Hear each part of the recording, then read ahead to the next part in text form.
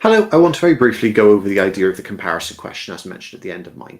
So I've just got an example here that I've edited, which is compare the context of your chosen films. In your answer, you could consider social contexts, historical contexts, and cultural contexts. Now, whenever I give a question like this, I sort of try to link to this idea of, it was originally called SPAC, but I've recreated it as SPAL. Scene, what scene relates to the question? Point, what point are you making with the scene? Analysis, which is analyze the scene using technical codes. And then link, which is to question, context, or the other film.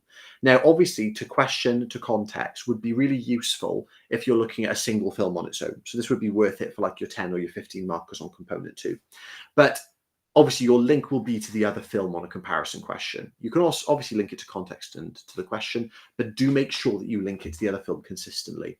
If you don't compare in any way, they have to mark it as if they would normally mark whatever quality it is, and then they have to half the marks of it.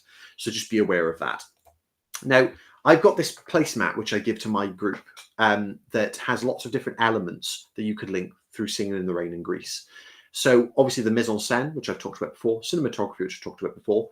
On the side here, and you may want to just pause the video because I'm not going to like go on forever and ever about this because I've got 2 videos on it. You've got on the side contexts that link to both, and I've sort of compartmentalized them with the brackets for Singing in Greece. And the same with genre in the middle, because context and genre tend to be the areas they like asking on the comparison question. They have asked character before, like they've asked for specific character, but they've asked for context quite a few times.